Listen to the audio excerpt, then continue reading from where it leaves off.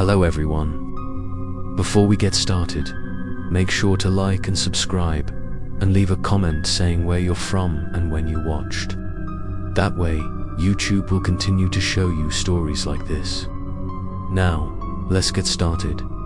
Asterisk, the neighborhood I live in is on the edge of town, so peaceful that people often forget it ever existed on the map.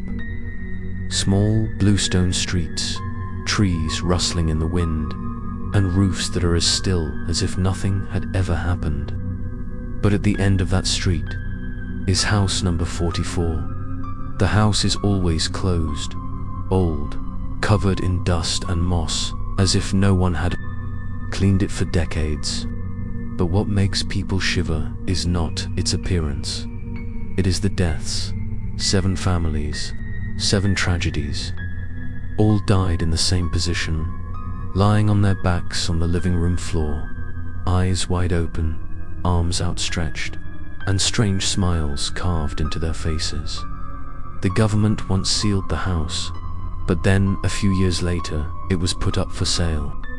Strangely, the buyers were always small families, never suspecting anything, and they died in the same position.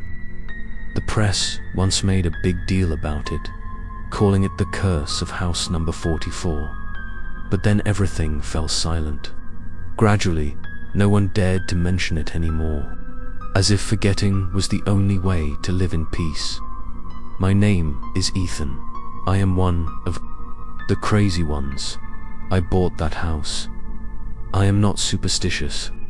I am a photographer, specializing in recording abandoned places, haunted stories, as people call them.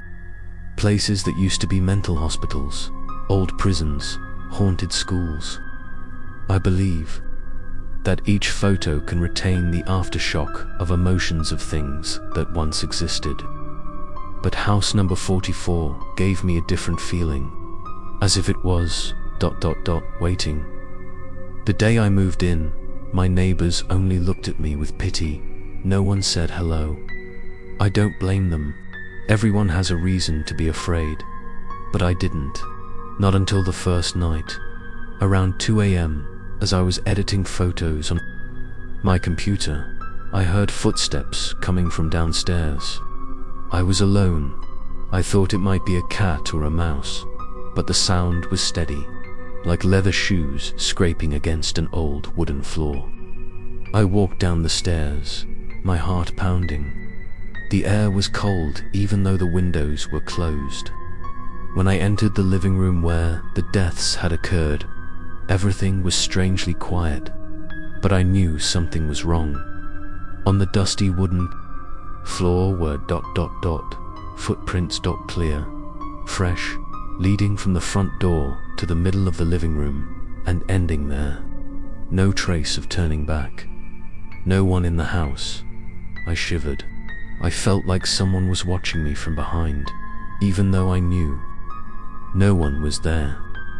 I couldn't sleep all night. The next morning, I tried to rationalize everything. Maybe it was the homeless person who had been hiding in the house, or maybe I imagined it. I turned on the camera, intending to capture the ruins for my project. But the first photo left me speechless in the photo of the living room. In the middle, there was a faint figure standing, so faint that it seemed like a lens defect. But when I zoomed in, what made my blood run cold was that figure was smiling. A smile identical to the victims in the case file. I quickly checked the camera, again no one. The second, third, and all were empty. Only the first photo.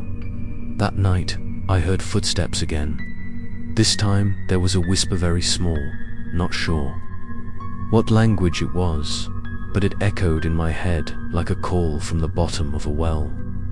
I took out the tape recorder, turned it on, and left it in the middle of the room. When I listened to it again the next morning, I almost dropped it when I discovered the sound on the tape. A female voice, hoarse, speaking very slowly. "We're still here, ... The words seemed to penetrate my mind. I started having strange dreams. 7 figures lying on the floor, their eyes staring at me like they were intruders. I woke up in a cold sweat, my arms bruised as if someone had squeezed them in my sleep. But I lived alone. I started digging deeper. I opened old files, and I found something the newspapers didn't mention. Every family that had lived in the house had moved in on April 4th. April 4th, house number 44. A coincidence? No, it was intentional. I checked the calendar and realized tomorrow was April. For my stomach twisted, I should leave, but something in the back of my mind whispered to me that I couldn't leave anymore. The house wouldn't let me. And that night of April 3rd, I decided to set up a camera and record the whole night. If something happened, I wanted to record it, to prove that this is one of the true scary stories. I wanted to expose the truth, but I didn't expect what I recorded would make me wish I had never set foot in house number 44. To be continued in episode 2. If you are satisfied with part 1, I will continue with part 2, episode 2, right away.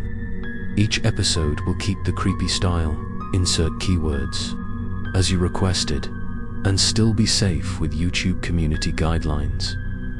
Can you confirm